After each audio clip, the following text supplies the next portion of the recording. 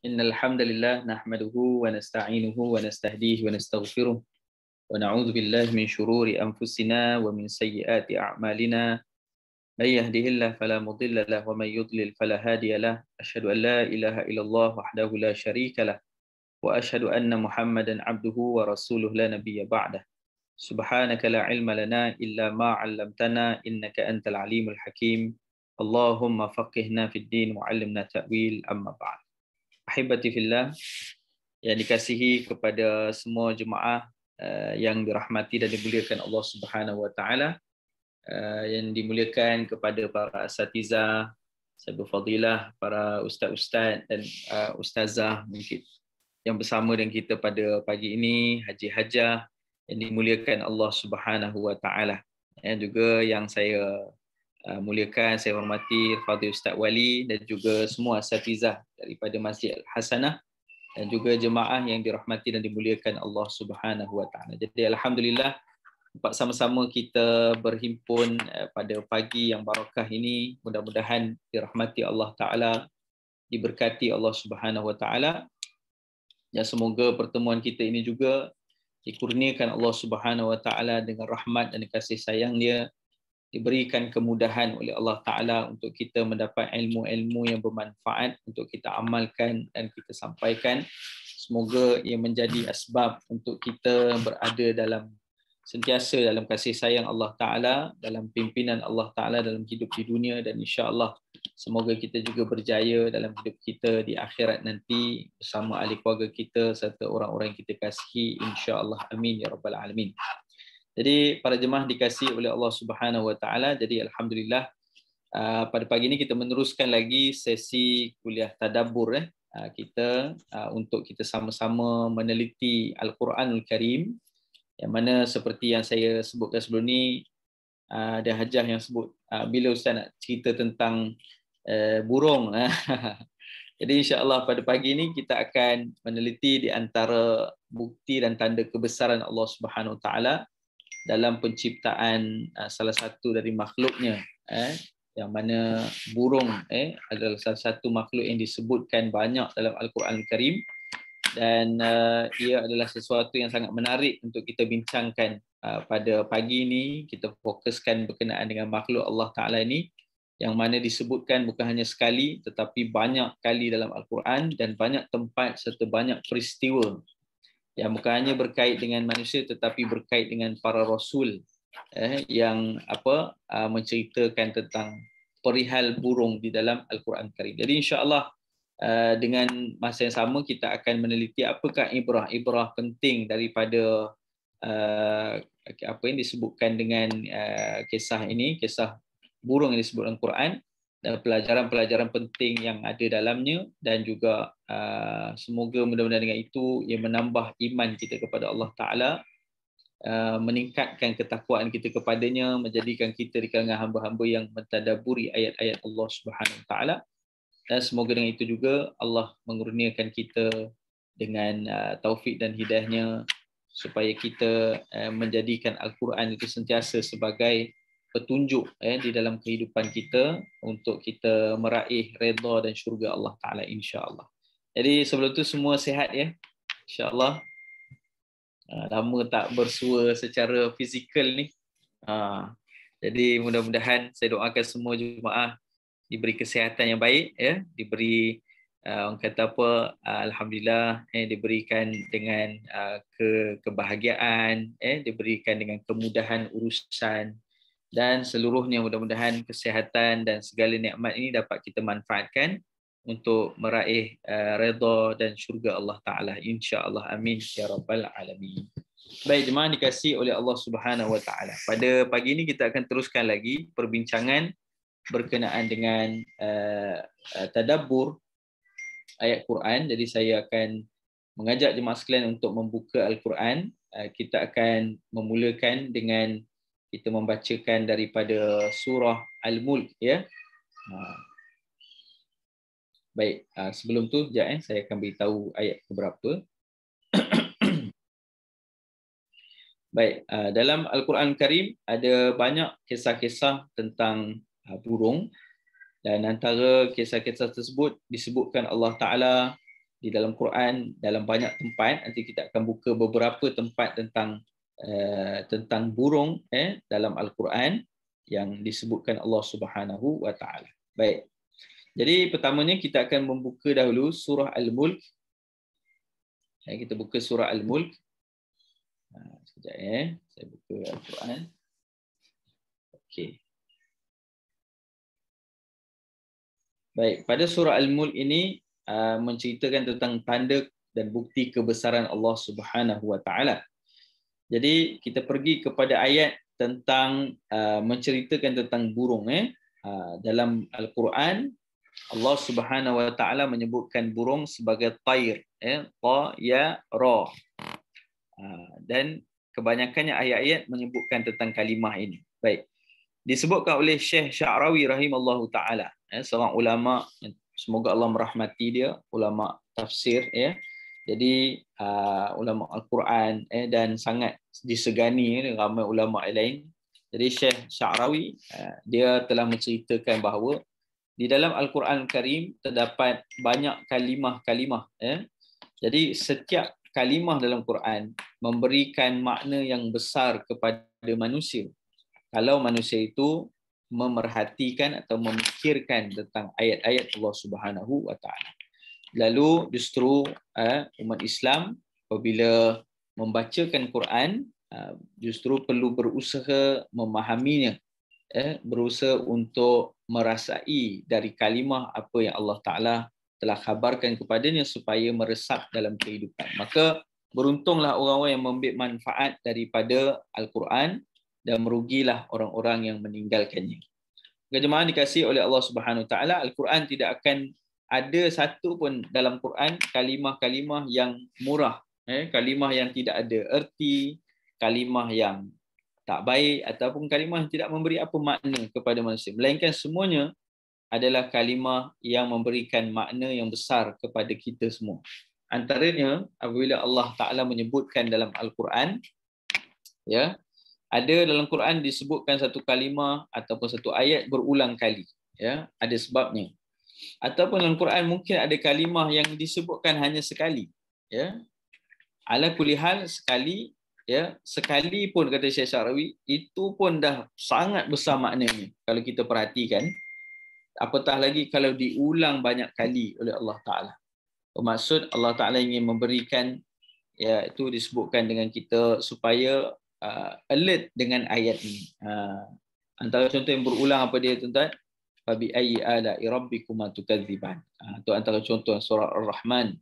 Allah Ta'ala sebut, dan nikmat apa lagi yang ingin kamu dustakan. Berarti apa? Kenapa Allah sebut tu? Kenapa Allah sebut kalimah tu? Sebagai ulama tafsir menyebutkan kerana Allah Ta'ala sebut dalam Quran juga, dalam surah Al-Mulk juga Allah Ta'ala sebut perkara tentangnya, iaitu Allah kata qalilan ma tashkurun. Di kalangan manusia hanya sedikit di kalangan mereka yang bersyukur kepada Allah Subhanahu Wa Ta'ala. Kerana sedikit yang bersyukur, maka Allah ulang nikmat apa lagi yang kamu ingin dustakan, yang kamu ingin maksudnya sebutkan bahawa ia bukan dari Allah Ta'ala. Artinya nikmat apa lagi yang kamu masih lagi tidak mau bersyukur kepada Allah Subhanahu Wa Ta'ala. Jadi itulah di antara ayat-ayat Al-Quran. Tapi ada kalimah yang pendek dalam Quran, walaupun dia kecil, dia yang paling singkat dalam Quran, yang paling pendek, tetapi dia memberi makna yang sangat besar kepada manusia. Antaranya bila Allah berfirman, wala taqul lahuma uffin. Janganlah kamu menyebutkan kepada dua ibu dan ayahmu uff. Uff ni mungkin saya pernah sebut sebelum ni, adalah kalimah yang pendek dalam Quran, alif fa. Cuma dia ada syaddah kat situ. Jadi kan dia 3 huruf. Jadi uffin ni adalah hanya helaan nafas, kata para ulama. Bukan sebutan. Dia bukan satu ayat. Tetapi dia hanya helaan nafas. Satu respon yang pendek, yang singkat, yang dibuat oleh seorang anak kepada ibu dan ayah dia. Kalau buat macam tu, adalah kalau dia buat anggaran semikian, dia tidak mohon ampun pada Allah Ta'ala, tidak mohon ampun pada ibu dan ayah dia, dia boleh terjerumus menjadi anak yang derhaka. Bukan hanya kepada ibu dan ayah, tetapi kepada Allah. Kerana Allah melarang perbuatan tersebut. Nampak tak tuan-tuan? Kalau maksudnya apa? Kalimah terpendek dalam Quran pun, ataupun kalimah yang tak berulang banyak kali dalam Quran pun, sangat-sangat penting untuk manusia. Apatah lagi kalau diulangi banyak kali. Maka macam itulah juga kalimah at-tair, burung dalam Al-Quran. Kenapa Allah ulang dia banyak kali dalam Quran? Mesti ada sebab. Mesti ada sesuatu yang Allah Ta'ala ingin kita fikirkan, ingin kita kaji, ingin kita teliti dengan makhluknya ini supaya kita mendapat manfaat daripadanya dan ibrah besar kepada diri kita sendiri. Baik. Jadi kita buka surah Al-Mulk ayat ke-19. Allah Subhanahu wa taala berfirman pada ayat ini, awalam yarau ila at-tayri fawqahum saffatin wa yaqbidn ma yumsikuhunna illa ar-rahman innahu bikulli syai'in basir. Sadaqallahul azim. Allah Subhanahu wa taala, patutkah mereka menutup mata dan tidak memerhatikan? Artinya awalam yara, atau patutkah mereka itu tidak melihat ila tayr, kepada kekuasaan Allah, yakni kepada penciptaan burung, kepada burung itu fauqahum, di atas mereka, safatin wa yaqbid, yang mana burung ini terbang dalam keadaan mengembangkan dan kemudian menutupkan sayapnya. Ma yumsikuhunna illa ar-rahman, tidak ada yang menahannya daripada jatuh, ataupun disebutkan tidak ada yang menahannya melainkan kekuasaan Allah Subhanahu wa taala, Ar-Rahman yang Maha Pemurah. Innahu bikulli syai'in basir, sesungguhnya dia yang maha, maknanya disebutkan terhadap sesuatu, setiap sesuatu dia yang maha melihat. Jadi Allah Subhanahu wa taala pada ayat ini menceritakan berkenaan dengan makhluknya iaitu burung, dan Allah Ta'ala pada ayat ini memberikan satu pertanyaan kepada manusia. Awalam yarau, patutkah mereka ini, arti maksud awalam yarau ni artinya maknanya macam mana? Patutkah kamu ni tidak melihat, ataupun kenapa kamu ni tak melihat, macam tu. Kenapa tidak perhatikan? Ya, yarau ni artinya tengok, kemudian berfikir tentang makhluknya ini yang disebutkan, iaitu at-tayr, burung yang mana berada di atas kita. Burung jarang berada dekat tanah, kecuali burung puyuh dan sebagainya lah. Tapi burung selalu berterbangan. Lalu kenapa Allah sebut dia fauqa? Sebab Allah nak suruh kita perhatikan penciptaan burung ini. Di antara keunikan dia adalah dia makhluk yang boleh terbang. Sekejap tuan-tuan, sekejap minta maaf.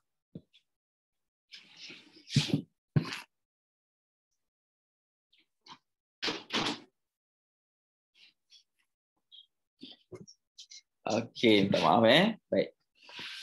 Okey, antara kelebihan pada makhluk ini ialah apa dia? Dia boleh terbang, yang mana Allah sebutkan tentang hal ini dalam ayat ini, burung ini dia boleh berterbangan. Jadi subhanallah, itu di antara bukti tanda kebesaran Allah. Sebab apa? Manusia tak boleh terbang. Jadi burung ni boleh terbang. Allah Ta'ala ciptakan dia. Jadi Allah suruh perhatikan apa di antara bukti kebesaran Allah yang terdapat pada burung ini. Sebagaimana Allah berfirman dalam ayat yang kita pernah bacakan sebelum ini, sanurihim ayatina fil afaq wa fi anfusihim hatta yatabayyana lahum annahu al-haq. Dalam surah Fussilat, Allah Ta'ala sebut Allah akan tunjukkan kepada manusia bukti dan tanda kebesaran Allah Ta'ala di setiap penjuru alam semesta, di langit, di bumi, di lautan, di daratan. Semuanya ada bukti dan tanda kebesaran Allah SWT. Dan wa fi anfusihim, pada kejadian diri mereka sendiri, hatta yatabayyana lahum annahu al-haq, sehingga terbukti ataupun jelas bagi mereka bahawa Al-Quran adalah kitab yang benar. Jadi Al-Quran menyuruh kita, bahkan Allah Ta'ala suruh kita untuk perhatikan, melihat kebesaran Allah Ta'ala ini sesuatu yang mendapat pahala di sisi Allah Ta'ala. Sebab tu bila kita melihat kepada langit, bumi, kita melihat kepada ciptaan Allah Ta'ala, lalu kita berzikir kepada Allah Ta'ala dengan menyebutkan subhanallah, dengan mengenang kekuasaan dia, dengan mengenang kerendahan hati kita, kerendahan diri kita sebagai hamba, maka ia sesuatu yang berpahala. Ya? Macam sekarang PKP, ramai suka buat apa? Kat rumah suka bercucuk tanam tu kan.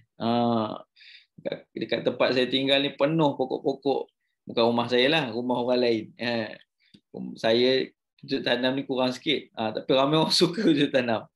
Tanam cili, tanam bunga kan. Jiran saya ni, dia rupanya dia suka pokok punya. Selama ni tak ada masa. Punya sekarang dia tanam pokok dan sebagainya. Perbuatan itu ataupun menanam pokok dan sebagainya, tuan-tuan tahu atau tidak, kita boleh meraih pahala daripada perbuatan itu. Subhanallah, bagaimana menanam pokok tu, kalau contoh ada tanaman ada hasilnya, menjadi manfaat kepada manusia, keluarga kita. Kalau haiwan makan, menjadi sedekah. Jadi kalau begitu juga, kalau ada bunga kita tanam, ada orang tanya, "Habis tanam bunga apa dapat Ustaz?" Kita dapat melihat kebesaran Allah Ta'ala. Bagaimana Allah menciptakannya, bagaimana Allah menumbuhkannya. Jadi bila kita melihat dan berfikir inilah yang dianjurkan banyak dalam Al-Quran. Sebab tu Allah banyak bertanya, awalam yarau, alam tarau, alam tara annallah. Contohnya, alam tarau annallaha sakhkhara lakum ma fis samawati wa fil ardh. Allah sebut dalam surah Luqman, tidakkah kamu memerhatikan bagaimana Allah telah pun menundukkan semua makhluk yang ada di langit dan di bumi, untuk kamu, untuk kegunaanmu. Allah sebut dalam surah Luqman, subhanallah, untuk manfaatmu. Allah telah pun sebut tentang hal ini. Jadi perkataan alam tarau ataupun dalam ayat ini awalam yarau adalah pertanyaan yang mengajak kita atau menjentik hati kita supaya mula melihat dan berfikir. Jadi Allah suruh menggunakan akal dan juga penglihatan yang Allah kurniakan kepada kita untuk memikirkan kebesaran Allah, dengan memerhatikan kepada ciptaan-ciptaan Allah Ta'ala. Dan di antaranya adalah burung yang disebutkan dalam Quran. Baik. Jadi Allah sebut fauqa. Jadi kebijaksanaan Allah Ta'ala menurunkan firman-Nya daripada ayat demi ayat itu untuk menjurus kepada sesuatu. Jadi bila Allah tanya, kenapa kamu tidak melihat kepada burung? Allah sebut di atasmu. Sebab ada kelebihan yang dia ada yang kamu tidak ada. Antaranya adalah dia boleh terbang. Dan masa ayat ini diturunkan, tidak ada seorang manusia pun yang boleh terbang. Betul tak tuan-tuan dirahmati Allah Ta'ala? Kecuali bagi yang kata terbang, tidaklah tuan-tuan. Nabi SAW telah Isra wal Mi'raj. Itu bukan terbang, itu perjalanan. Subhanalladzi asra bi 'abdihi lailan minal masjidil harami ilal masjidil aqsa. Nabi telah pun diperjalankan, dibawa oleh Allah Ta'ala dalam perjalanan Isra wal Mi'raj. Tetapi secara kehidupan manusia seluruhnya, teknologi ketika itu tidak ada satu pun manusia yang mampu untuk berada di kedudukan langit. Maksudnya tidak ada seorang pun yang boleh terbang ketika itu. Dia tak ada orang pun yang boleh pergi terbang ke, naik pergi negara ke negara lain dengan terbang, tak ada. Hatta kalau kira 100 tahun sebelum ni pun masih ramai yang belum terbang. Yang pergi haji pun masih naik kapal 100 tahun sebelum zaman kita kan. Jadi nak sebut kata benda tu baru dikuasai, ilmu itu baru dikurniakan Allah Ta'ala kepada kita bila manusia dikurniakan akal dan sebagainya untuk mendapatkan kelebihan itu. Tapi Allah telah khabarkannya 1400 tahun dahulu tentang bagaimana Allah suruh kita melihat kepada burung, bagaimana Allah menciptakannya. Dan daripada situ kita mendapat kebaikan dunia dan akhirat. Subhanallah. Lalu Allah menyatakan safatin wa yakun. Safa. Safatin wa yakbir. Ini adalah mekanisme pergerakan burung tu yang menyebabkan ia berada di atasmu, iaitu dia terbang. Jadi mekanisme dia adalah dengan sayap dia. Safa ni maksudnya dia mengembangkan sayapnya. Kemudian wayaqbid, iaitu menguncupkan kembali sayap tersebut. Jadi dengan perbuatan mengembang dan menguncupkan sayap tu menyebabkan burung ini boleh menjadi satu makhluk yang terbang. Tapi ada syarat-syarat dia. Bukan dia hanya buat macam tu terus boleh terbang. Tapi Allah suruh perhatikan. Lihat ayat pertama ni, awalam yarau. Cuba perhatikan. Artinya kaji. Lihat, baca, fahami. Cuba lihat macam mana makhluk ini boleh berterbang. Subhanallah. Ma yumsikuhunna illa rahman. Artinya dia berada yang mana tidak ada yang menahannya daripada jatuh melainkan Allah Subhanahu wa taala. Artinya yang mengizinkan dia terbang adalah dengan izin Allah Subhanahu wa taala. Bagaimana Allah menciptakan tulang-tulangnya yang mana keras, kuat tetapi ringan. Kalau tuan-tuan tengok tulang-tulang sayap burung, kalau kita makan contohnya burung ke apa kan, dia punya tulang dia tu kuat tetapi ringan. Tubuhnya pula walaupun ada yang besar tetapi sesuai dengan kekuatan sayapnya. Jadi Allah ciptakan tu begitu cantik. InsyaAllah nanti kita pergi sedikit detail tentang ni. Dan kemudian Allah menyebutkan tidak ada yang menahannya melainkan Allah Ta'ala. Artinya yang mengizinkan dia terbang adalah Allah. Yang menciptakannya adalah Allah. Yang telah menjadikannya adalah Allah Subhanahu wa taala. Innahu bikulli syai'in basir. Sesungguhnya dia yang maha melihat setiap sesuatu. Artinya Allah Subhanahu wa taala tidak ada satu pun makhluknya yang terlepas dari pengetahuannya, daripada penglihatannya. Lalu kalau burung ini Allah boleh ciptakan dia dengan kelebihan begini, lalu Allah suruh kita perhatikan. Lihat bagaimana kekuasaan Allah menciptakannya. Bukan, ini baru cerita pasal burung yang terbang, belum lagi jenisnya, berapa banyak jenis, belum lagi warnanya, belum lagi sifat dan sikap burung tu, belum lagi makanannya, belum lagi dia punya, orang kata apa, macam mana akal, bukan akal macam mana dia punya struktur burung yang Allah ciptakan tu. Ada sebahagian burung yang sayapnya besar, ada sebahagian burung yang paruhnya panjang, ada sebahagian burung yang subhanallah, kena pergi taman burung lah, baru nampak semua burung yang mana Allah cipta. Subhanallah, kalau tengok tu satu persatu kita lihat, subhanallah, macam mana Allah al-musawwir yang menjadikannya dengan bentuk yang masya-Allah, aerodinamik dan sebagainya. Kemudian Allah ini Al-Khaliq yang menciptakannya dengan rupanya, dengan karakter yang sesuai dengan makanannya. Subhanallah. Macam burung helang, dia laju kan? Dia laju, tapi dia pada paruhnya tidak panjang.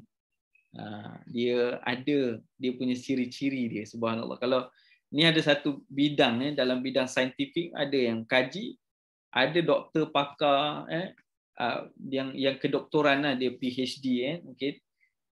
Saya ada seorang kawan saya yang memang dia kepakaran dia adalah bahagian burung, dan memang PhD dia bahagian burung. Subhanallah, PhD bahagian burung ya tuan. Cuba bayangkan, maksudnya apa, nak menguasai satu ilmu tu pun kita tak mampu nak kuasai semuanya. Dari ciptaan Allah Ta'ala, hanya sebahagian daripadanya.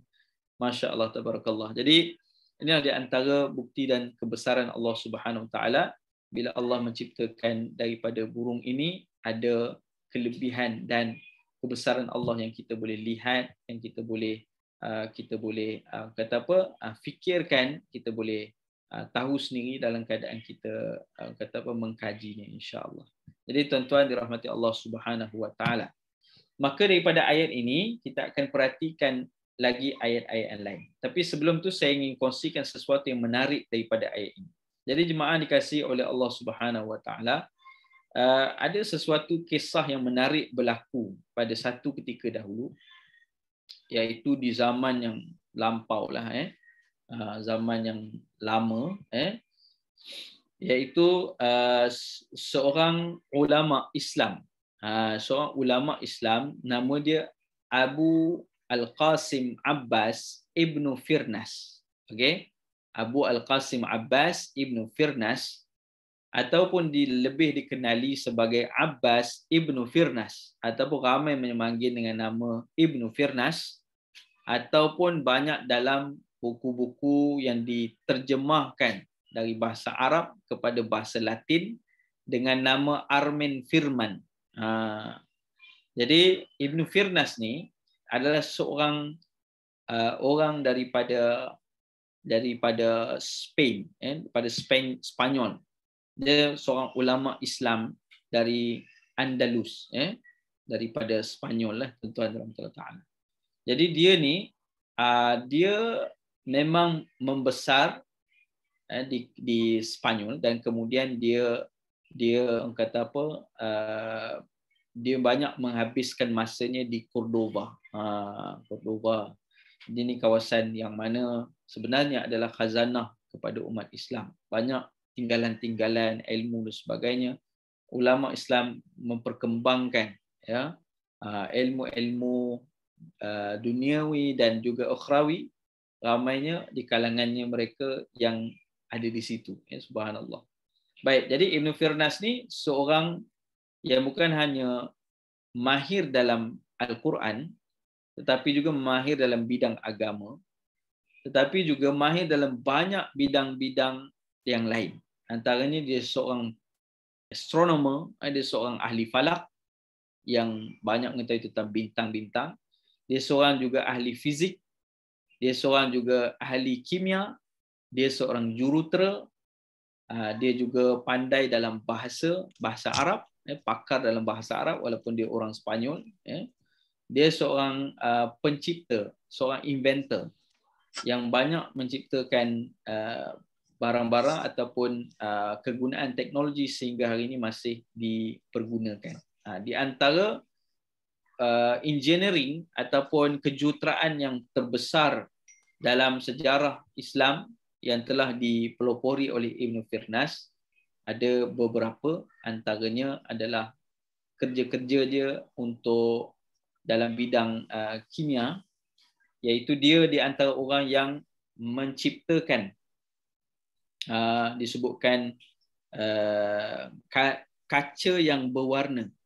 Tuan-tuan pernah tengok, kerana pinggan-pinggan yang mahal kan, kaca-kaca yang mahal yang berwarna-berwarna tu, antara ilmu pertama yang diwujudkan adalah oleh Ibnu Firnas. Selain pada itu adalah dia menciptakan banyak lagi perkara-perkara lain. Antaranya dia juga membuat satu device, satu alat yang mana untuk simulasikan pergerakan planet dan juga bintang. Dia pernah buat alat tu. Jadi dia juga membuat ataupun develop satu skill untuk memotong kristal. Sekarang ni kalau kristal ataupun batu-batuan yang kena dipotong, dia develop teknik tu. Subhanallah. Dan macam-macam lah, sehingga kan menyebabkan Spanyol pada ketika tu menjadi satu tempat yang banyak ekspor batu-batu macam quartz dan sebagainya kepada negara Mesir dan sebagainya. Jadi dia di antara orang yang buat macam itulah. Dan di antaranya dia juga menciptakan satu device masa jam yang disebutkan sebagai al-maqata. Al-maqata yang disebutkan iaitu jam air, jam yang dibuat daripada air. Jadi subhanallah. Di antara pencapaian besar dia adalah menciptakan alat terbang. Jadi Ibnu Firnas ni, tuan-tuan dirahmati Allah Taala, ratusan tahun sebelum adik-beradik Wright buat kapal terbang, dia dah pun terbang dah. Subhanallah.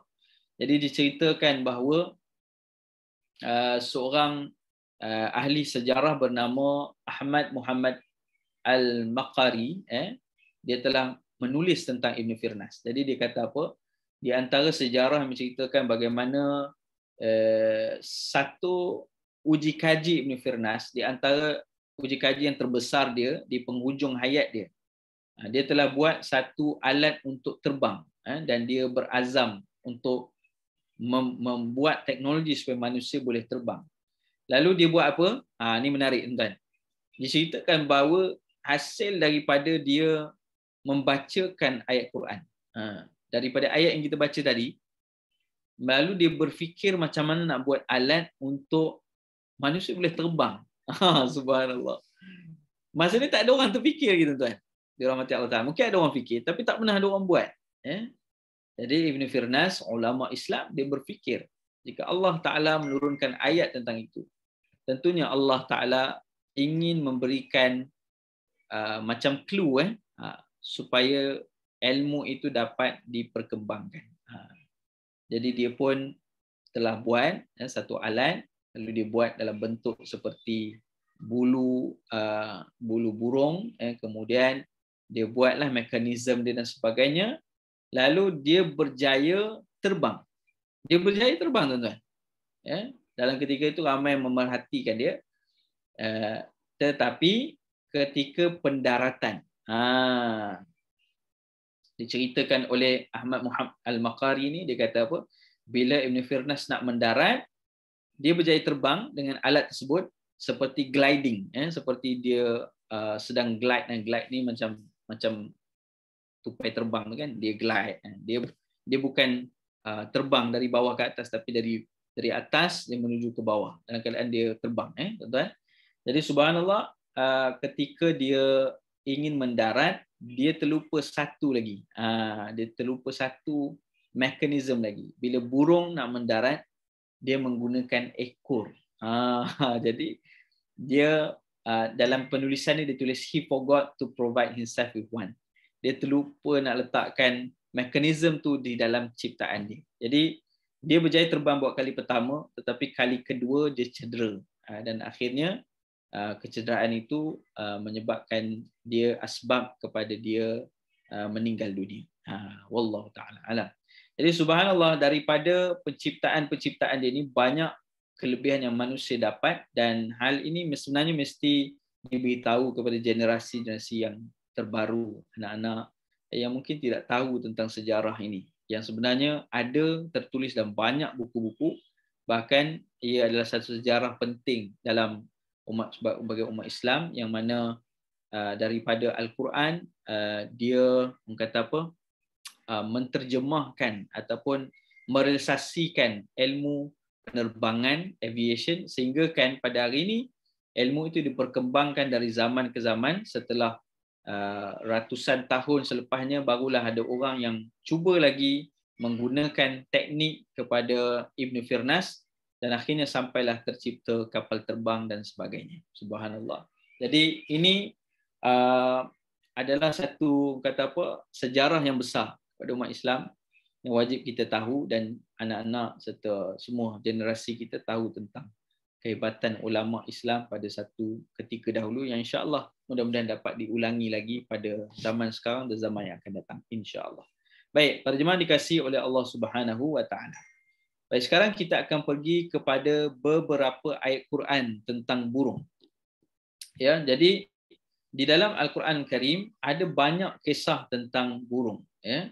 Di antaranya adalah kisah-kisah yang diceritakan, bagaimana dalam Al-Quran, saya sebutkan antaranya ada 4 jenis burung yang disebut dalam Quran. Okey, 4 jenis burung yang disebut dalam Quran. Sebenarnya ada lagi, tapi kita sebut 4 ni saja dahulu untuk kita perhatikan. Baik, yang pertamanya bagaimana kita melihat dalam Quran ada kisah seekor burung yang disebutkan, iaitu burung hudhud. Yang ni ada dalam kisah Bani Israel, kisah Nabi Sulaiman alaihissalam. Dan dalam kisah itu sebenarnya ada banyak pelajaran dan ibrah. Jadi sekarang kita buka kisah ini sekejap. Kita buka, ini burung yang pertama, kita sebut 4 pada pagi ini.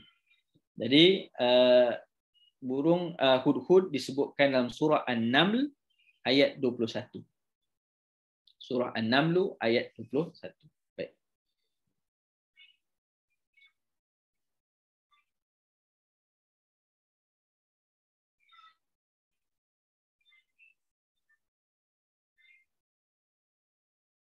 Okey, jadi kita buka dahulu surah An-Naml.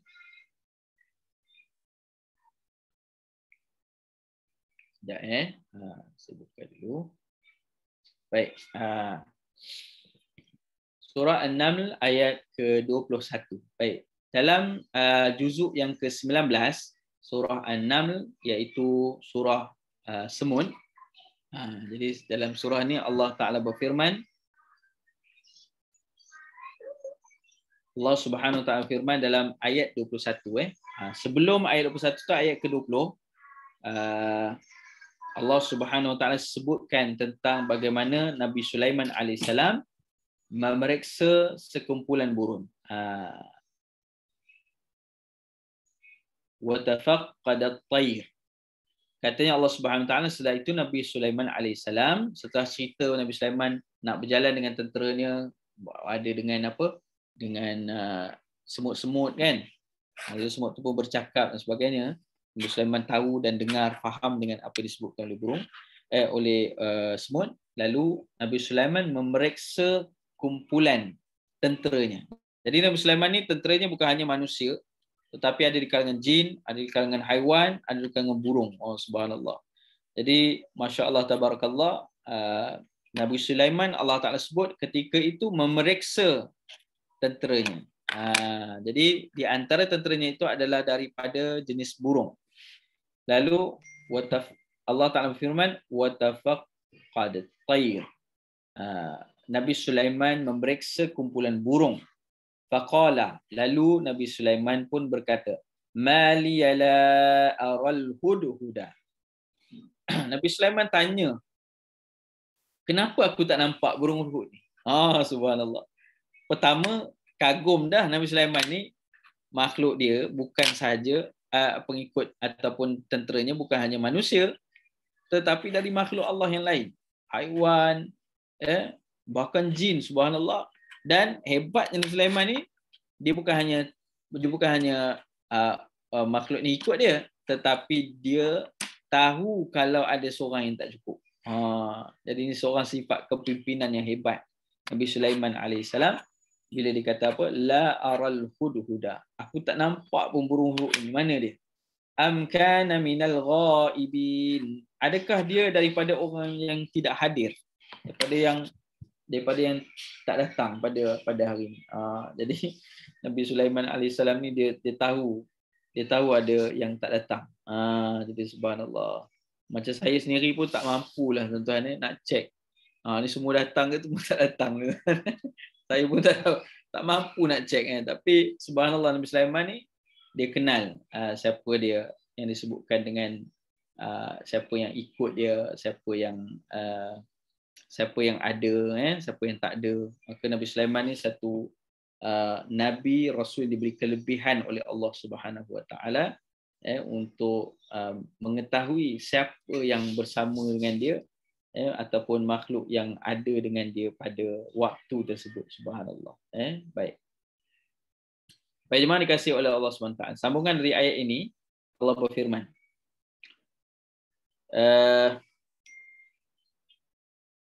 La'adzibannahu 'adzaban syadida. Demi sesungguhnya aku akan menyiksanya dengan siksaan yang seberat-beratnya. Dan Nabi Sulaiman alaihissalam disebut apa? Kalau dia tak hadir ni, dia kena azab. Burung hudhud. Maknanya Nabi Sulaiman ni dia serius. Yang tak datang ni memang kenalah. Kan? Jadi kata ini burung tu dari rahmat Taala. Dia tak datang pun Nabi Sulaiman begitu ambil berat dengan dia. Jadi kadang-kadang ada sebahagian ulama yang dia cerita apa? Dari kisah ni kita seharusnya terasa segan, terasa malu bila mana adanya di kalangan makhluk Allah, yakni burung yang dia tidak menghadirkan diri pun, tetapi dia perlu memberikan alasan yang kukuh atas sebab ketidakhadiran dia. Sedangkan ramai manusia yang ada komitmen, yang wajib dia hadir pun ataupun penting untuk dia hadir pun kadang-kadang dia tak hadir dan dia buat selamba dia. Subhanallah. Kata Nabi Sulaiman alaihissalam,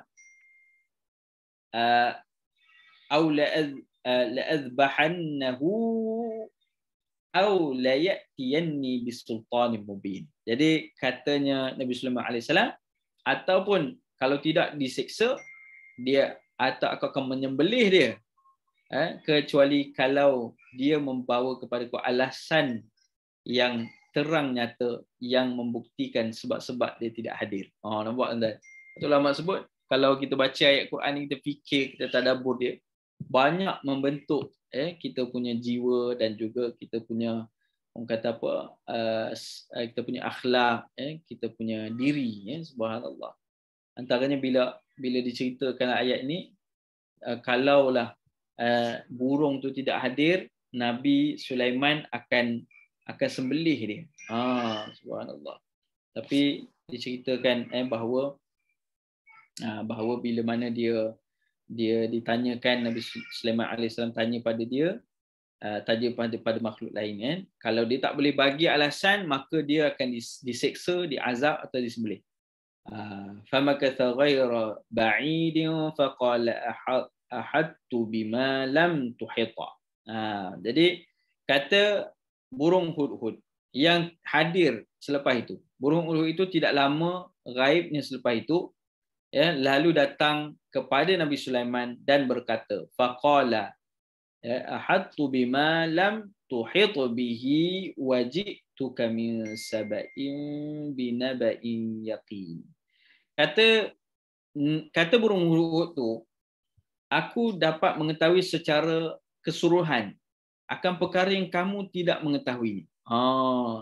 Jadi burung hudhud ni dia datang, dia bukan buat cipta alasan tau. Dia sedang buat kerja sebenarnya. Jadi kerja dia merisik. Dia buat perisikan. Antara dia beritahu, apa yang aku tahu ni, maklumat ni, kamu pun tidak tahu, wahai Nabi Sulaiman alaihissalam. So nak beritahu apa? Walaupun seorang tu jadi ketua, tak semestinya semua perkara dia tahu. Boleh jadi anak buah dia juga ada idea-idea yang bagus. Lalu baguslah kalau seorang ketua itu seorang bertoleransi dan sebagainya. Baik ketua keluarga, baik ketua organisasi, ketua syarikat dan sebagainya. Lalu sentiasa tahu bahawa bila ada yang berada di bawah kita, contohnya mak ayah, ada anak-anak, mungkin anak-anak ni ada benda-benda yang bagus yang dia tahu dan sebagainya, yang kita boleh manfaatkan kalau kita memberi peluang untuk dia menerangkan dia. Jadi subhanallah, Nabi Sulaiman, burung ni pun beritahu.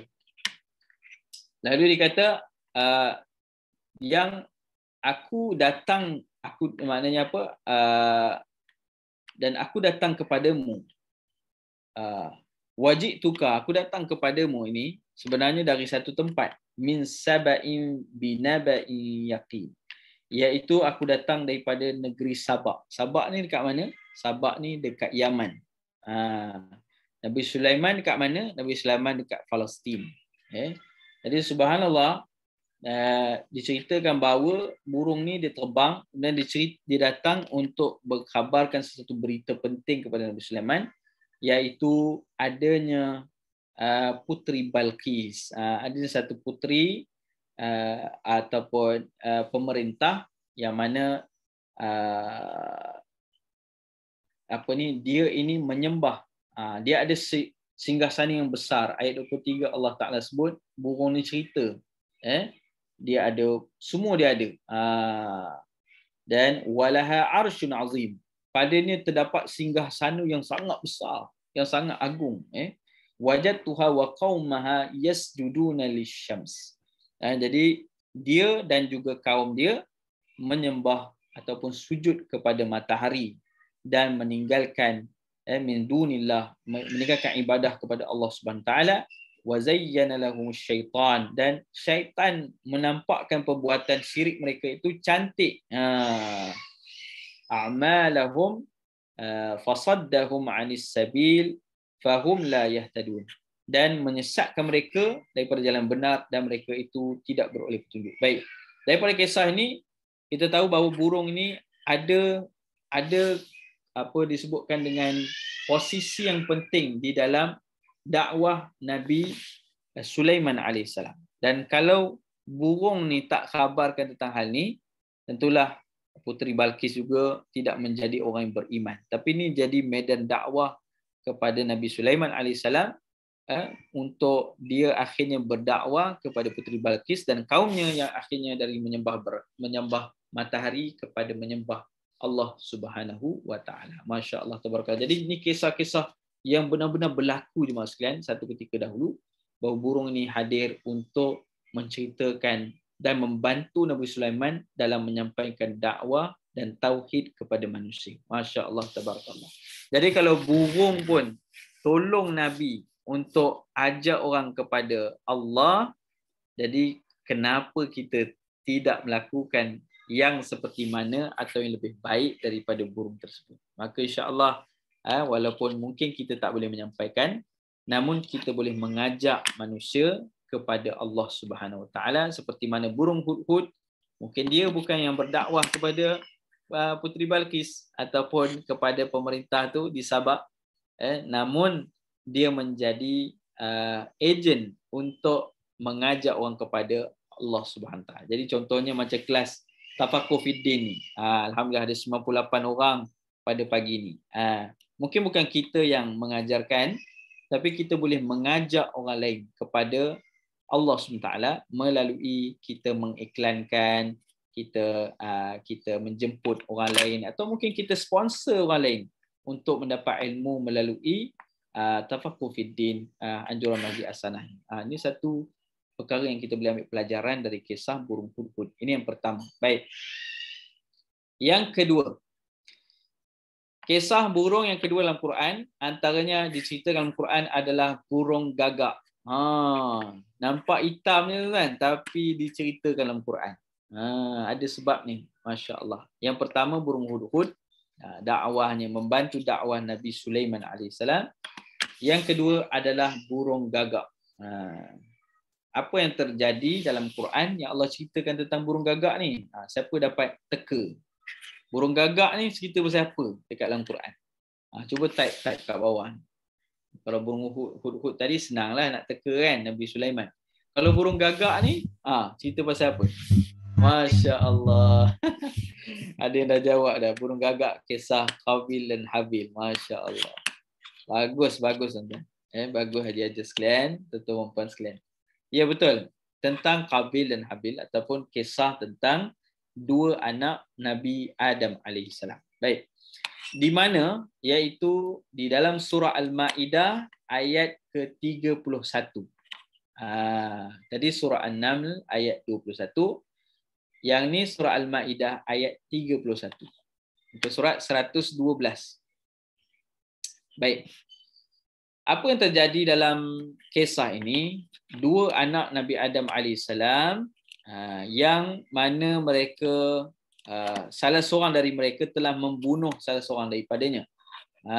Jadi fatawa'at lahu nafsuhu qatla akhihi. Kata Allah Taala dalam ayat 30, maka nafsu jahat Qabil mendorongnya sehingga dia tergamak membunuh saudaranya, iaitu Habil. Dan faqatalahu fa asbaha minal khasirin. Bila dia telah bunuh adik-beradiknya ni, sama ada adik atau abangnya lah ya. Jadi dia telah bunuh dia, kemudian setelah dia bunuh, dia menjadi di kalangan orang-orang yang merugi. Jadi kenapa? Kerana dia sepatutnya kembali pada Allah sebab dia punya korban tak diterima. Sebab apa tak diterima? Sebab tak elok. Dia bagi benda yang tak elok dan tak ikhlas kerana Allah, tetapi ada niat yang lain. Tetapi saudaranya ini diterima korbannya kerana korbannya diberi yang baik dan dilakukan kerana Allah. Sebelum saya pergi pada kisah burung ni, ni kan kita nak dekat korban, nak dekat raya korban, raya haji dan sebagainya. Sekarang ni ada yang sedang berkorban ataupun ada yang belum buat lagi. Jadi tuan-tuan dalam Ta'ala, korban adalah salah satu daripada puncak antara di antara puncak ibadah kepada Allah Ta'ala. Sebab apa? Kita kena korbankan sesuatu yang kita miliki untuk Allah Subhanahu Wa Ta'ala. Allah menyebutkan tentang korban, la yanalallaha luhumuha wala dima'uha. Tidaklah Allah ni bukan Allah ambil darah ke dagingnya, bukan itu satu yang Allah ambil. Tetapi ya Allah terima tu adalah walakin yanaluhu taqwa minkum, iaitu ketakwaan kamu kepada Allah. Apa artinya? Jadi saya dulu tertanya-tanya juga, apa pentingnya korban ni tuan-tuan dirahmati Allah Ta'ala. Baik. Sehingga bukan hanya sekali Allah sebutkan korban dalam Quran, tapi banyak tempat, antaranya adalah kisah ni, korban yang baik dan sebagainya. Baik. Jadi tuan-tuan dirahmati Allah Ta'ala, kalau kita dalam tahun ni sebaik-baiknya kita ada kemampuan, kita buat korban. Kalaupun rasa macam ada benda lagi penting, kita letak korban tu juga, letak depan. InsyaAllah Allah permudahkan kita yang lain. Ada orang ni nak keluar korban, mahal lah Ustaz korban sekarang ni kan. Contoh. Walaupun sekarang ni tak boleh lah nak buat di surau-surau kita, di masjid kita pun tak tahu, tak dapat arahan lagi. Tetapi tuan-tuan dirahmati Allah Ta'ala, buatlah korban semampu yang boleh. Kalau tak boleh, kalau tak mampu nak buat banyak dan besar, buatlah sedikit. Dan kita boleh buat, kita boleh kata apa, kalau banyak benda yang kita boleh gunakan duit kita untuk kesenangan atau keselesaan kita, kita boleh keluarkan, maka kenapa tidak kita keluarkan sedikit daripada harta yang Allah Ta'ala, mimma razaqnakum. Bila Allah sebut wa anfiqu mimma razaqnakum, dan infaklah sebahagian daripada harta yang telah kami rezekikan kepada kamu. Antaranya inilah daripada harta kita keluar sedikit yang baik untuk kita korbankan kerana Allah Ta'ala. Yang akhirnya daging-daging korban itu akan dimakan oleh manusia menjadi sedekah. Dan korban itu mudah-mudahan diterima oleh Allah Ta'ala sehingga mengangkat kita menjadi hamba yang bertakwa. Jadi takwa ni apa tuan-tuan? Lebih besar pengorbanan kita buat kerana Allah, lebih tinggi ketakwaan kita kepada.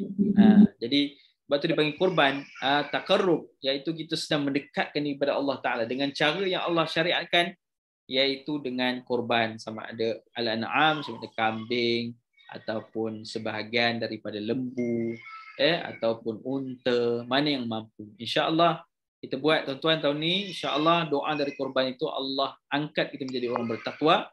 Allah jadikan daripadanya sedekah yang baik, yang dirahmati dan diterima oleh Allah Ta'ala, dan niat kerana Allah SWT. Jadi macam adik-beradik Qabil dan Habil, mereka disuruh berkorban. Jadi dari awal manusia lagi memang dah ada dah pensyariatan atau ibadah besar ni, korban. Tetapi salah seorang daripadanya, Qabil ni, dia tidak korban yang baik. Dia buat tu bukan lillahi ta'ala, dia buat tu ada banyak lah, dia ada banyak salah lah dia buat. Jadi dia pun korban benda yang tidak baik dan sebagainya, rupanya dan sebagainya. Akhirnya Allah tidak terima. Maka dia rasa iri hati atau dia rasa tolong sekejap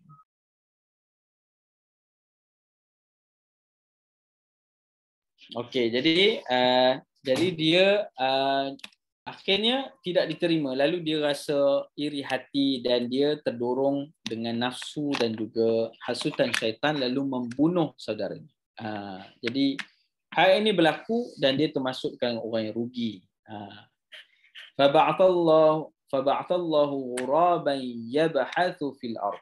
Lalu Allah Subhanahu wa taala menghantarkan seekor burung gagak. Jadi burung gagak ni buat apa? Yabhathu fil ard, dia mengorek-ngorek di bumi supaya liuriyahu kaifa yuwari sawata akhi, supaya memperlihatkan kepada dia, yakni Qabil, bagaimana cara menimbus mayat saudaranya. Jadi subhanallah, walaupun dia telah melakukan sesuatu yang tidak baik, tapi Allah menghantarkan burung itu untuk mengajarkan bagaimana caranya untuk mengembumikan jenazah kepada saudaranya. Lalu dia menyatakan, qala ya wailata, lalu dia kata, celakalah aku. Dia kata, Qabil ni pun kata, celakalah aku. A'ajaztu an akuna mithla hadzal ghurab, alangkah lemah serta bodohnya aku tidak tahu berbuat seperti burung gagak ini untuk menimbuskan fa'wariya sawata akhi, untuk menimbuskan saudaraku ataupun adik-beradikku ni lah, Habil ni. Fa asbaha minan nadimin, kerana itu menjadilah dia ini di kalangan orang-orang yang menyesal. Jadi tuan-tuan dirahmati Allah Taala, Allah Taala nak cerita bagaimana Allah menghantarkan pelajaran daripada sekitar kita. Boleh jadi dengan burung ini, bagaimana Qabil mengetahui cara untuk mengebumikan saudaranya dengan Allah menghantarkan burung gagak. Jadi subhanallah, boleh jadi juga dalam kehidupan kita Allah menghantarkan sesuatu tanda dan pelajaran melalui persekitaran kita. Kadang-kadang bukan burung lah, kadang-kadang Allah hantar anak-anak kita, untuk memuhasabah kembali diri kita. Ada orang mungkin dia tertanya-tanya, kenapa anak aku ni tak nak ikut cakap aku. Contoh. Mungkin Allah menghantarkan itu ujian-ujian atau petunjuk itu supaya kita balik pada Allah SWT. Mungkin kerana dosaku, dan sebagainya. Kenapa dalam keluarga kurang kebahagiaan? Mungkin kerana dosa yang aku buat. Jadi sebenarnya ini disebutkan oleh Imam Ibn Qayyim Al-Jauzi, bagaimana disuruh seorang ayah atau seorang ibu menjauhi dosa dalam kehidupan dia. Kerana daripada dosa itulah maka berlakulah dalam rumah tangga itu direntap kebahagiaan, yakni keberkatan dari Allah Ta'ala. Sebab tu kata Imam Qayyim Al-Jauzi, kalau dia kata, kalau aku buat satu dosa dengan Allah, kita tak tahu sebab dia ulama besar, Allahu Akbar, apalah dosa yang dia buat dengan Allah. Kalau saya ni mungkinlah banyak dah tuan-tuan. Allahu Akbar. Kita sama-sama doa semoga Allah mengampuni kita. Tapi kalau ulama ni apalah dia buat. Jadi dia kata apa? Bila aku buat dosa, aku nampak perubahan pada sikap anak dan isteriku. Dia kata macam tu. Jadi Imam Ibn Qayyim Al-Jauzi kata, maka dengan itu jauhilah dosa, kerana dosa boleh menghalang diri kita untuk mendapat ketenangan dan kebahagiaan dari Allah, bahkan rezeki daripada Allah Ta'ala. Maka insya-Allah kita jauhkan dosa dan kita perbanyakkan amalan soleh. Baik, jemaah dikasihi oleh Allah Subhanahu Wa Ta'ala.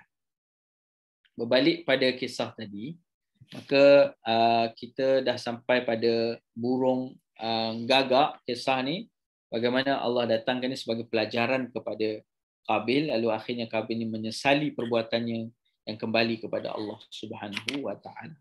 Baik. Jadi jemaah sekalian, ini burung gagak.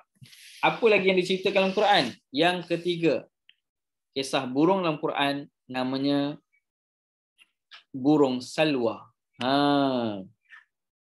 Burung salwa. Yang ini disebutkan dalam surah Al-Baqarah ayat 57.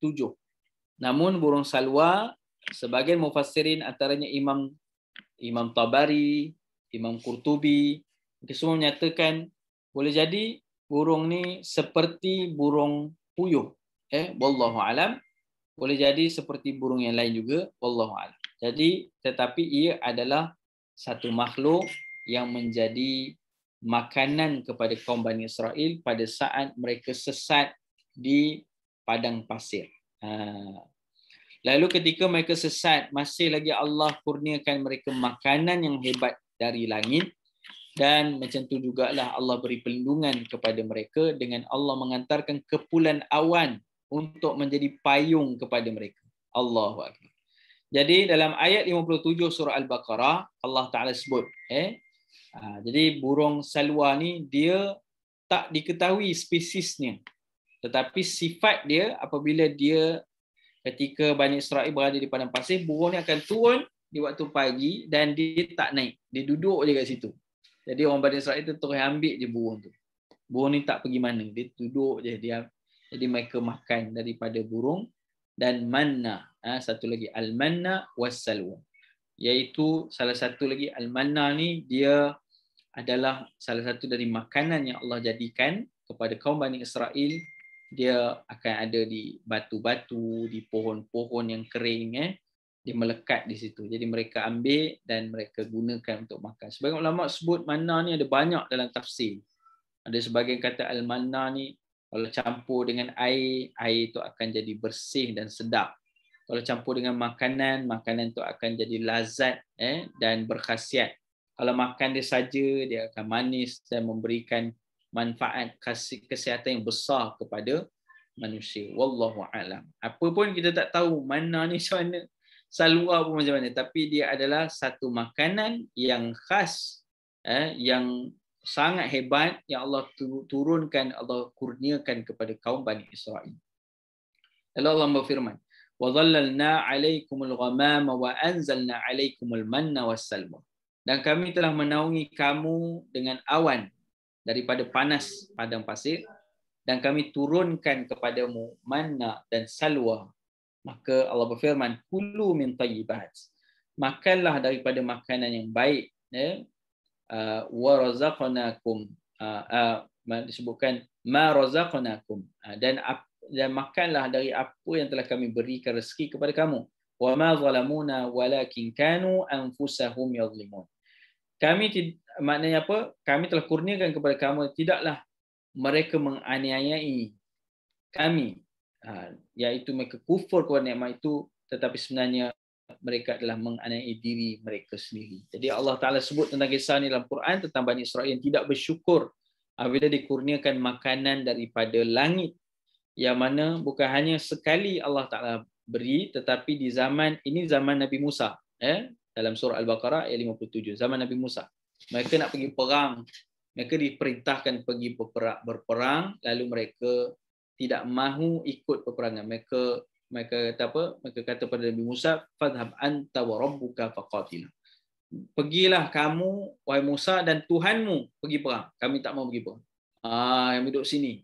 Nampaklah tuan-tuan. Jadi kekufuran, atas sebab kekufuran tu, Allah Subhanahu wa taala menjadikan mereka tidak ada tanah. Dalam surah Al-Maidah ayat 24 Allah cerita apa? Allah mengharamkan Ardul Muqaddasah, tanah Palestin, kepada mereka bila sampai hari kiamat. Tanah itu adalah tanah haram. Sekarang berlaku di Palestin dan sebagainya. Mereka telah mencerobohi tanah orang umat Islam, mencerobohi masjid, mereka buat fasad, kerosakan dan kekufuran. Apa yang kita boleh buat adalah kita menyumbang apa yang kita mampu kepada saudara kita, dan kita berdoa pada Allah Subhanahu Wa Taala sebanyaknya, kita bertaubat pada Allah, kita berdoa padanya. Semoga Allah Ta'ala membalasi kepada orang yang zalim itu dengan setimpal dengan perbuatannya. Dan kita doa saudara kita semoga diselamatkan Allah Ta'ala, diberi keselamatan, perlindungan dan sebagainya saudara kita di Palestin, di Gaza dan sebagainya.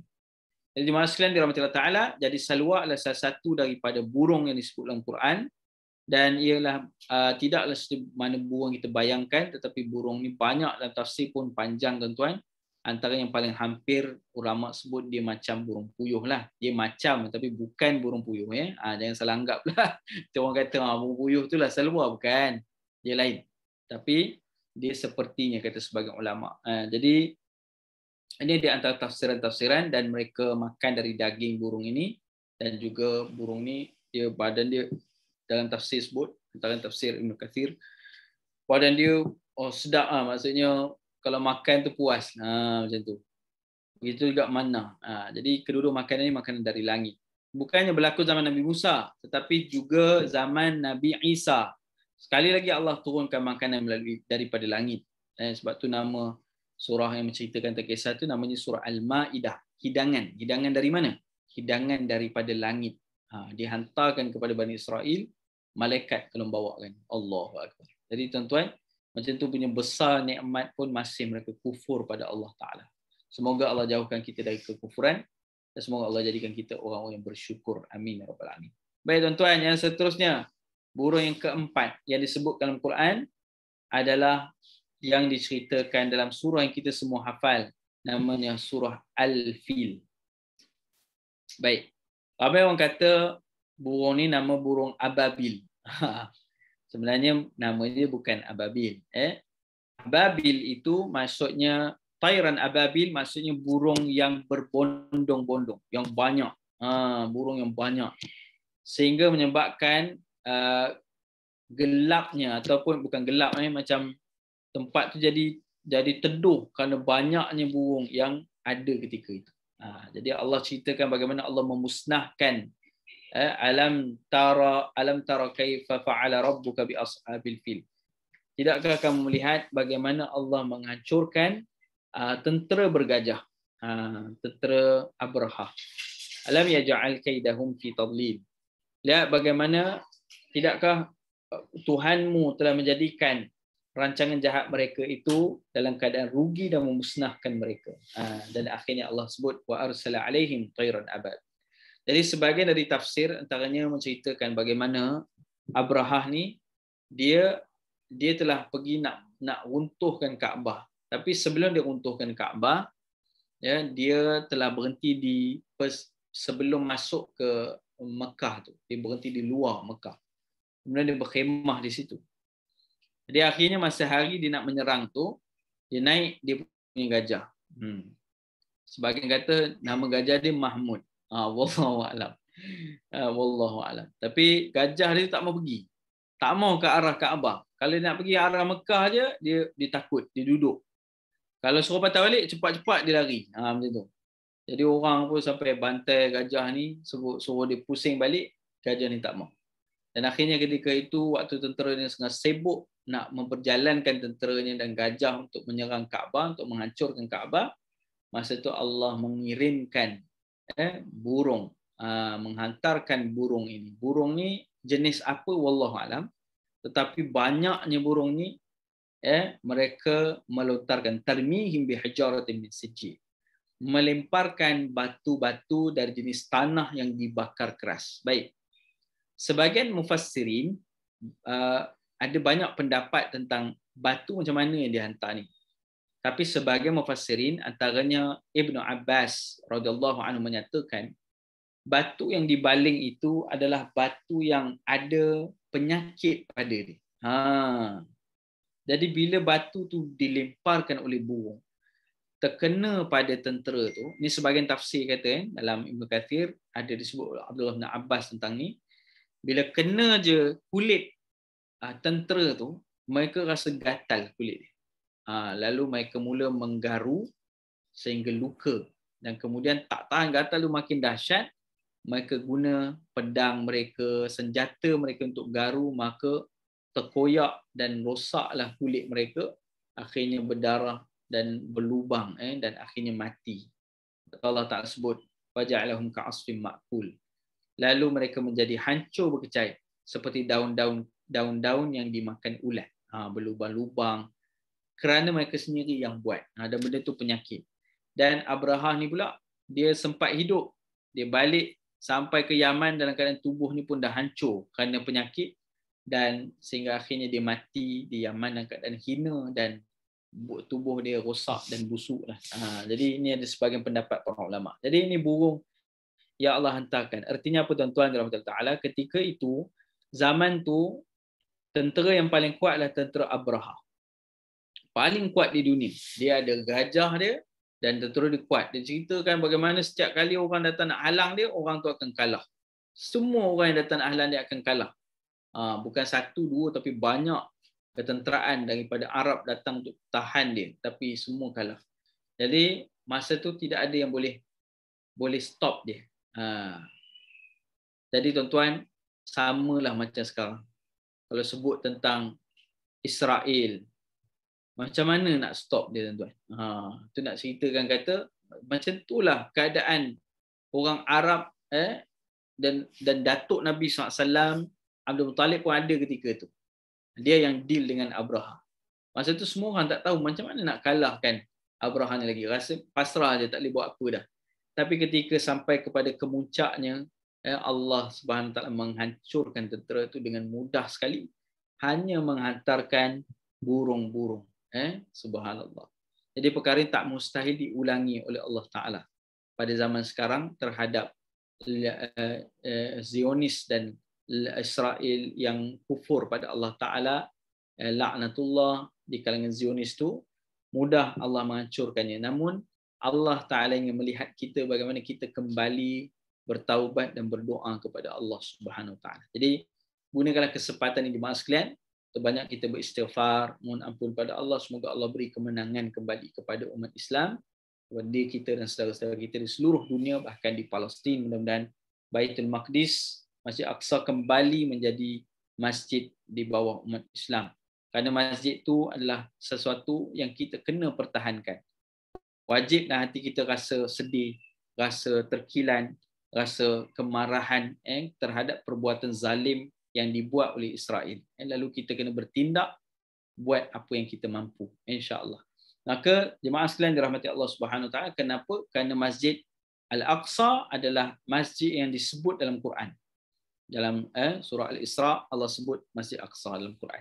Dalam hadis sahih Nabi sebut di antara masjid yang kita ni kena ziarah kalau kita mampu, Masjidil Haram wa Masjidi Hadza, Masjid Haram, Masjid Nabawi. Nabi sebut Masjid Hadza tu masjid ni, yakni Masjid Nabawi ketika tu masjid Nabi di Madinah, dan wa Masjidil Aqsa. Jadi kalau ada kemampuan, kata Rasulullah SAW, ziarahlah ke masjid-masjid ini, kata Nabi. Maka subhanallah, jemaah dikasihi oleh Allah SWT, sebab tu kita gunakan kesempatan kata apa, waktu kita diuji oleh Allah Ta'ala untuk kita balik pada Allah SWT dan kembali membuat iaitu amalan-amalan soleh dan sebagainya. InsyaAllah semoga Allah mengampuni kita dan merahmati kita. Baik. Jadi jemaah dikasihi oleh Allah Subhanahu Wa Ta'ala, kali ini kita dah sampai kepada yang keempat. Jadi kita lihat satu kisah. Ini kisah yang berlaku di zaman Nabi Ibrahim AS, juga tentang burung.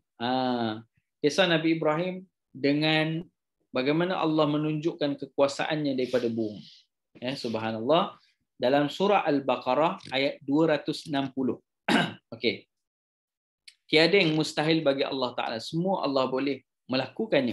Semua Allah boleh melakukannya. Kerana Allah telah berfirman, "Idza arada syai'an an yaqula lahu kun fayakun." Bila Allah SWT nak sesuatu, maka Allah memerintahkan ia berlaku, maka ia akan terus berlaku dengan izin Allah Ta'ala. Maka tidak ada yang mustahil dalam kehidupan kita. Sebab tu manusia, kita sentiasa tidak boleh putus asa dengan Allah Ta'ala. Jaga hubungan dengan Allah dan terus berdoa. Mungkin ada perkara-perkara dalam hidup kita yang tak selesai. Mungkin masalah hubungan, masalah dalam tempat kerja, masalah dalam kehidupan kita. Tetapi tidak ada yang mustahil bagi Allah. Allah pasti boleh menyelesaikannya. Mungkin ada orang fikir, diorang ni dia tak suka dengan aku, dah buat macam-macam tak suka juga. Macam mana nak buat? Tuan-tuan, doa pada Allah Ta'ala. Tidak ada yang mustahil bagi Allah. Sebab tu Allah kisahkan hal ini dalam Quran untuk beritahu banyaknya benda dalam kehidupan kita Allah boleh tunaikan kalau kita benar-benar bersungguh-sungguh mohon dan yakin kepada Allah Ta'ala. Jadi cuba lihat dalam kisah ini, Allah berfirman kepada Nabi Ibrahim, kepada kita tentang bagaimana kisah Nabi Ibrahim AS. Wa idh qala Ibrahim rabbi arini kaifa tuhyil mauta. Maka Nabi Ibrahim memohon kepada Allah, ya Allah, perlihatkanlah kepadaku bagaimana engkau menghidupkan makhluk-makhluk yang telah mati. Jadi Nabi Ibrahim tanya, minta pada Allah, macam mana Allah Ta'ala hidupkan satu makhluk yang telah mati. Jadi Allah berfirman, qala awalam tu'min. Allah berfirman, adakah engkau belum percaya kepada kekuasaanku? Lalu Nabi Ibrahim menyatakan, qala bala walakin liyatma'inna qalbi. Lalu Nabi Ibrahim kata, bahkan aku sangat yakin dan percaya Allah, tetapi aku memohon yang demikian supaya tenteram hatiku yang amat menginginkan menyaksikannya. Jadi Nabi Ibrahim mohon pada Allah, bagaimana engkau menghidupkan sesuatu yang telah mati? Subhanallah. Jadi qala fa khudh arba'atan minat tayr. Kata Allah Ta'ala, maka Allah berfirman, ambillah 4 ekor burung. Jadi sebagian mufassirin menyatakan arba'atan minat tayr juga bermaksud 4 jenis burung yang berbeza. Jadi ada jenis burung burung Nabi Ibrahim tangkap 4 burung yang berbeza. Fasurhunna ilaika thumma ja'al ala kulli jabal. Lalu ambil burung tu, kemudian potonglah burung tu. Potonglah burung tu, cincang dia. Subhanallah. Ini perintah dari Allah Ta'ala untuk burung itu kemudian dipotong, dicincang. Setelah itu letakkan pada setiap bukit. Jadi burung ni dicincang bercampur. Daging dia, dia punya bulu dia, dia punya tulang dah bercampur. Kemudian summa ja'al ala kulli jabal, letakkan daging-daging tu, potongan-potongan tu pada 4 gunung yang berbeza. Dan kemudian setiap bukit yang berbeza. Minhunna juz'a, kata Allah SWT, daripada setiap itu maka maknanya apa? Letakkan bahagian-bahagian tadi yang saya sebut tadi bercampur. Thumma da'unna ya'tinaka sa'yah. Lalu kata Allah SWT, setelah mana itu dah letak semua, maka kemudian serulah, panggil burung-burung ni. Nescaya semuanya akan datang kepadamu dengan segera. Wa'lam annallaha azizun hakim. Ketahuilah bahawa Allah itu yang maha perkasa lagi maha bijaksana. Jadi tuan-tuan dirahmati Allah Ta'ala, burung tadi itu Nabi maknanya Nabi Ibrahim AS dah letak semua, Allah suruh panggil. Bila panggil, kata mufassirin, burung ni semua dia terbang. Kemudian dia bercantum balik daging dia, bulu dia, bercantum menjadi burung yang berbeza. 4 burung. Dan akhirnya semua datang kepada Nabi Ibrahim alaihissalam. Allahu Akbar. Layak Allah sebut, sesungguhnya dia yang maha perkasa lagi maha bijaksana. Jadi kisah ni tuan-tuan dirahmati Allah Ta'ala adalah sesuatu yang membangkitkan keimanan kita kepada Allah. Bahawa tidak ada satu yang mustahil bagi Allah Subhanahu Wa Taala, melainkan semuanya mampu Allah Ta'ala laksanakan selagi mana kita bersungguh-sungguh memohon pada Allah Subhanahu Wa Taala. Jadi Allah boleh menghidupkan yang telah mati, bahkan kita dulu tak ada pun Allah hidupkan kita. Yang hidup akan juga mati. Dan kita akan kembali kepada Allah Subhanahu Wa Taala. Maka jemaah dikasihi oleh Allah Subhanahu Wa Taala, akhir sekali setelah kita cerita tentang burung, tentang makhluk Allah Subhanahu Wa Taala, maka sekarang apa yang kita boleh ambil ibrah daripada kisah-kisah ini selain daripada yang kita sebutkan tadi? Baik. Sekarang kita belajar sikit tentang burung. Antaranya Allah Ta'ala suruh kita perhatikan tentang burung, bagaimana kebesaran Allah padanya. Dan juga sebenarnya terdapat banyak pelajaran yang Nabi ajarkan, yang Nabi juga menyebutkan tentang burung. Baik. Daripada Abu Hurairah radhiyallahu anhu, ada satu hadis, yadkhulul jannah aqwamun afidatuhum mithlu afidatit tayr.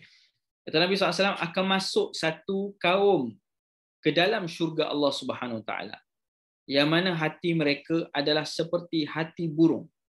Dengar tuan-tuan ni, hadis sahih riwayat Muslim. Nabi kata, Abu Hurairah beritahu sabdaan Nabi SAW.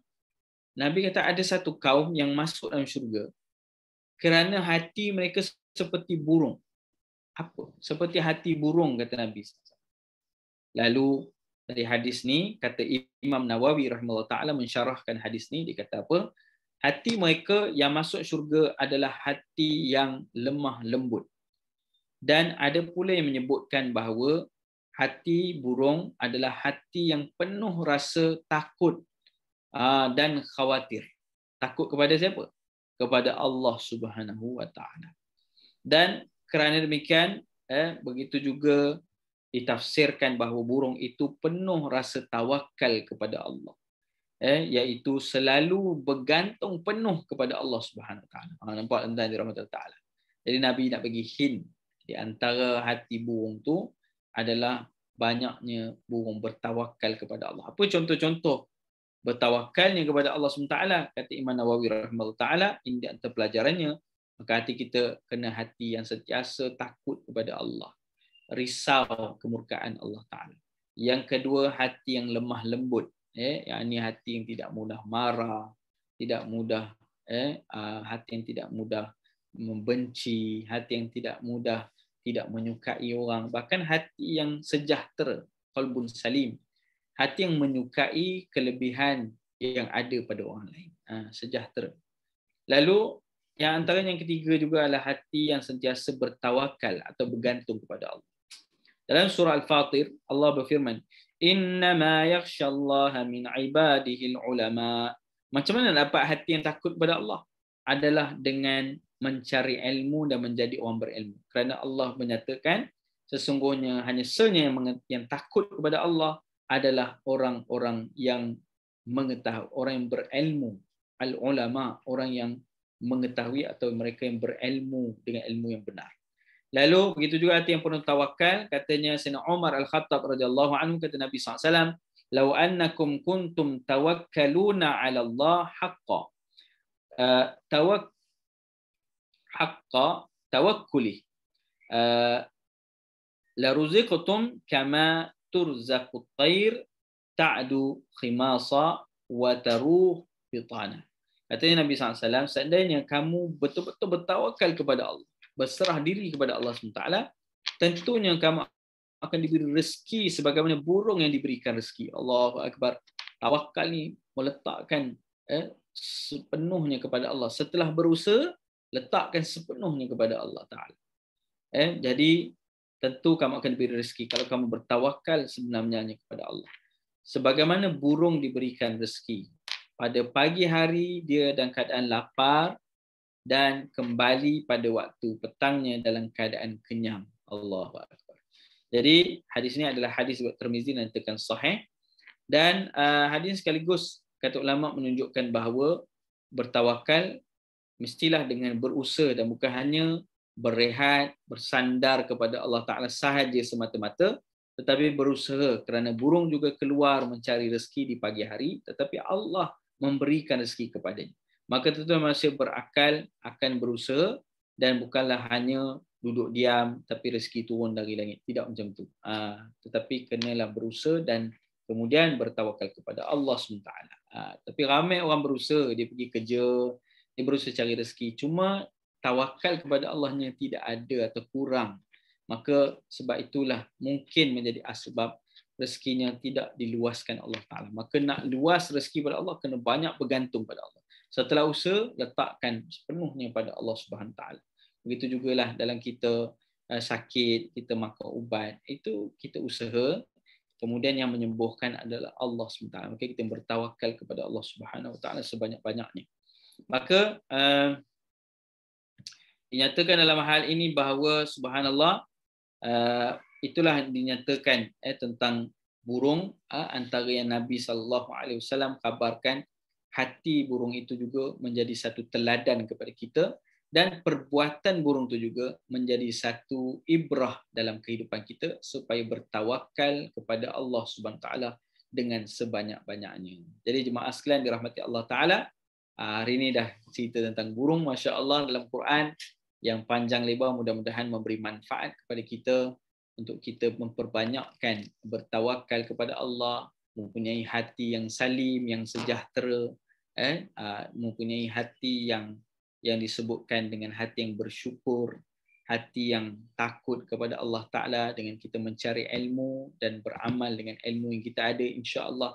Semoga sedikit daripada tadabbur yang kita bacakan pada pagi ini tentang ayat Allah membuka hati kita menjadi hamba Allah semakin hampir kepadanya, bertakwa kepadanya, mengenali diri kita sebagai hamba dan menjadi diri sebagai hamba Allah Ta'ala dan meletakkan Allah sebagai tujuan dan matlamat dalam kehidupan kita, insya-Allah. Jadi kita tamatkan di sini. Mungkin ada sedikit soalan yang nak ditanyakan. Kalau ada boleh type di ruang chat ataupun nak cakap boleh unmute lah, insya-Allah. Ada soalan ataupun pertanyaan sebelum kita tamatkan, insya-Allah?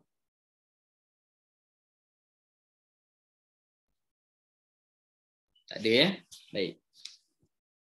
Jadi jemaah sekalian boleh saja saya nak kongsilah tahfiz kami, walaupun sekarang berjalan secara online, jadi masih lagi berjalan, alhamdulillah. Mohon doakan semoga Allah permudahkan dan jemput untuk melayari kami punya website www.tahfizptdh www.tahfizptdh.edu.my.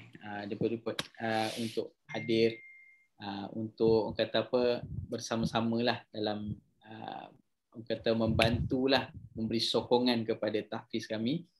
Dan insya-Allah mudah-mudahan Allah merahmati tuan-tuan dan puan sekalian yang semuanya cinta pada ilmu. Semoga Allah mencintai kita semua dan semoga mudah-mudahan ia menjadi asbab hari ini temuan kita, Allah golongkan kita di kalangan orang-orang bertakwa, orang yang mencintai Allah dan Rasulnya, orang-orang yang sentiasa mendapat petunjuk dari Allah oleh Quran dan melalui sunnah Rasulullah SAW, insya-Allah.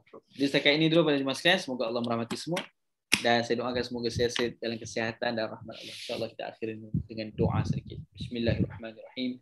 Allahumma inna na'udzubika min ilmin la yanfa' wa min qalbin la yakhsha' wa min nafsin la tashba' min da'watin la yustajabu laha. Allahumma faqihna fid din wa 'allimna ta'wil. Allahumma inna na'udzubika min al-baras wal junun wal juzam wa min sayyi'il asqam. Allahumma arhamna ya Allah. ربنا آتنا في الدنيا حسنة وفي الآخرة حسنة وقنا عذاب النار صلى الله على سيدنا محمد وعلى آله وصحبه وسلم والحمد لله رب العالمين. Baik, insyaAllah jumpa lagi jemaah sekalian. Assalamualaikum warahmatullahi wabarakatuh.